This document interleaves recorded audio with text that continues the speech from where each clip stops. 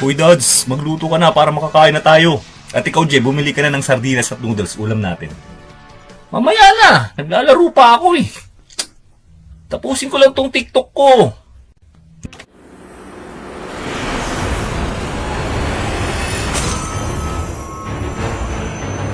Defeat. Nung pa yan? Talo tuloy. Ay, iba na talaga panahon ngayon. Malayong malayo na kaysa sa panahon noon. Mga palabas sa TV, sa internet. Kaya ang lalamya ng kabataan ngayon eh. Tapos ngayon ang sisensitibo pa. Minsan sila pa ang galit sa'yo. Kaya kung ako sa'yo GMA, Channel 7, ibalik nyo na yung anime marathon sa hapon. Sana minsan malaman nila kung gaano kasaya noon kahit walang internet. Nakakamiss lang. Sana maranasan nila yun, no? Paano kaya natin mapaparamdam at mapapakita sa kanila? Paano kaya, no? Tay, may sinasabi ka? Oo, gusto ko malaman nyo ang buhay namin noon na kahit walang internet ay masaya naman.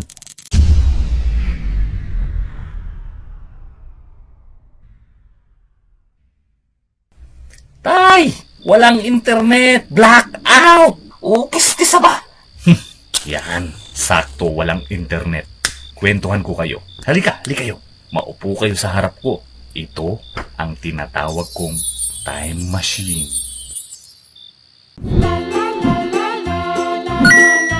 Kamusta mga master?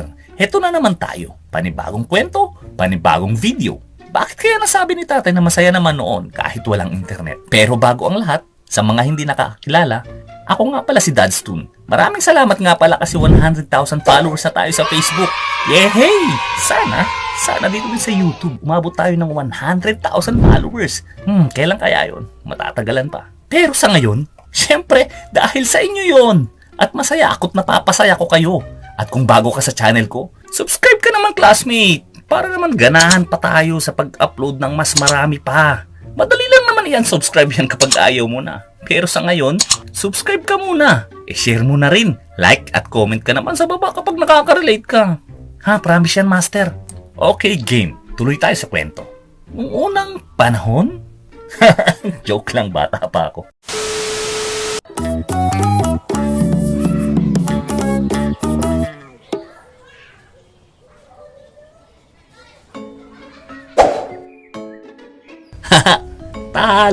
Talo. Teka lang classmate, tara rin tayo TV sa inyo.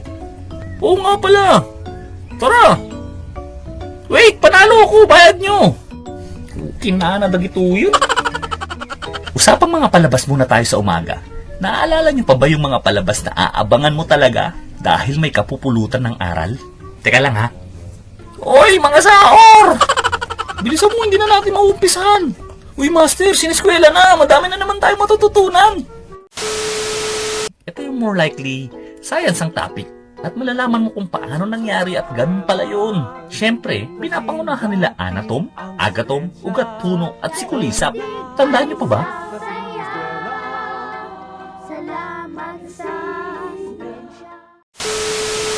Okay class, ano ang dahilan bakit kulay berde o kulay green ang mga dahon? Ikaw, Michael. Pinanasyak manan. Hindi ko po alam, ma'am. Buti na lang napanood natin, Dad, sa siniskwela. Dads! Ako po, ma'am. Anong tinatawa-tawa mo dyan? Wala, ma'am. Napakadali po kasi ng sagot. Chlorophyll. Tama! Palakpakan natin si Dads. Okay, next. Kung bakit magaling sa math ang mga kabataan noon? Dahil sa palabas na to, yung tipong mga teknik para di mo na kailanganin yung calculator. Pero ako, hindi nahilig sa akin ng math. Pero parte siya ng kabataan namin eh.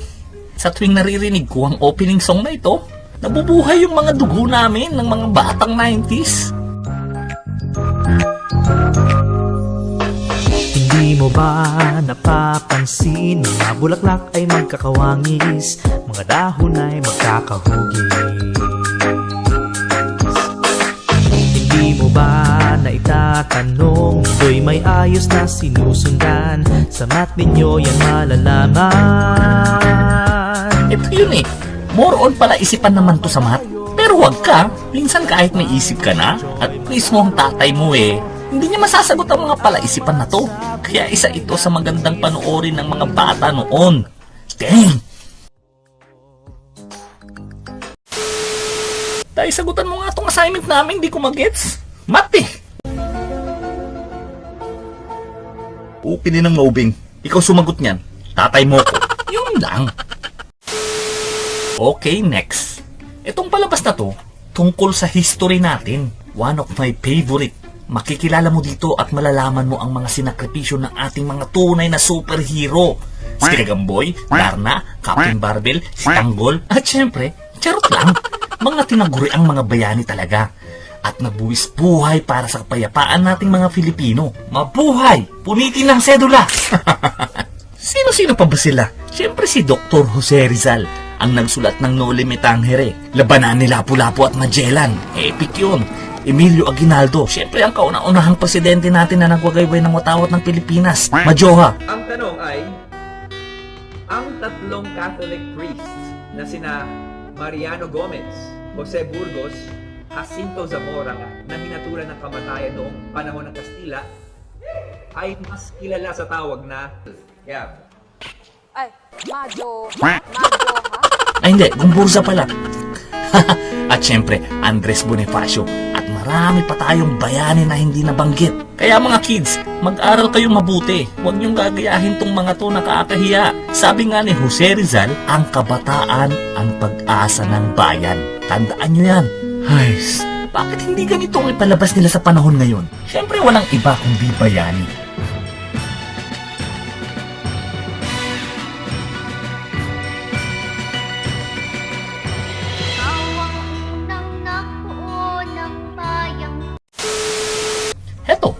Heto naman, sino ba ang hindi makakalimot dito? Itong palabas na to nagtuturo ng respeto, pagiging mabait, paggalang, huwag maging sinungaling, paggamit ng pu at opo, na halos wala na akong mga bata nakikitang gumagamit nito. Respeto para sa mga nakakatanda. Minsan mga kabataan ngayon sumasagot na sila.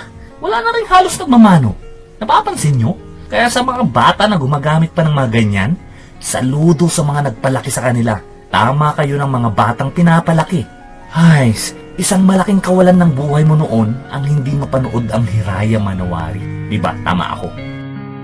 Gusto kong abutin ang tayog ng ulap. Gusto kong sisirin ang lalim ng dagat. Gusto kong akyatin ang tuktok ng bundok. Tuklasin ang hiwaga sa puso ko'y bumabalot. Hiraya Manowari, Hiraya Manowari. Malipat tayo dito. Imposibleng hindi mo to alam. Ito naman ay mga alamat. Marami kang matututunan gaya ng Hiraya Manowari. Ang sarap maging bata mga master. Yung tipong wala kang problema, manonood ka lang ng TV may natututunan ka pa. Sa panahon ngayon, lahat na yata napapanood mo kahit walang laman, kahit wala kang mapupulot na aral tinatangkilik pa rin. Kung makikilala ko lang ang dating ako, sasabihin ko talaga sa kanya to. Hey dads, tandaan mo to. Maging animator ka pagdating ng araw. Galingan mo, ipagpatuloy mo lang yung pagdodrawing mo. Marami kang imumulat na kabataan sa panahon natin. Isa pa, iba na ang diwata sa panahon namin. Charot. Okay na yan, basta may charot sa lulo, sabi nga, di ba?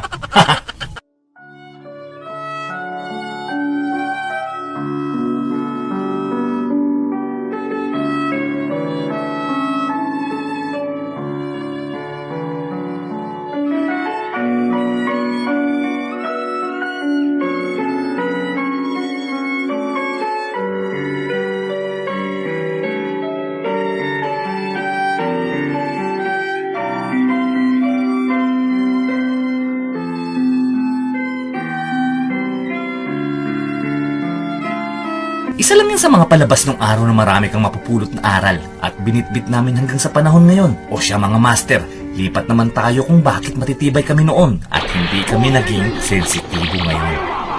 Ito yung binabanggit ni Erpat sa intro na anime marathon sa hapon. Kapag hindi tumindig ang balahibo mo dito, malamang hindi ka batang 90s. Mukhang napasarap ang kwentuhan natin mga master.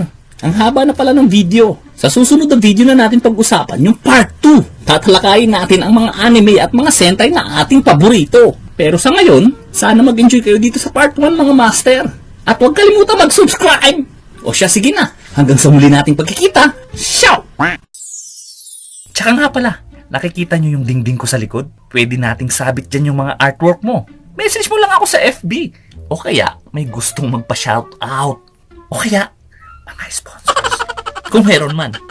Charot.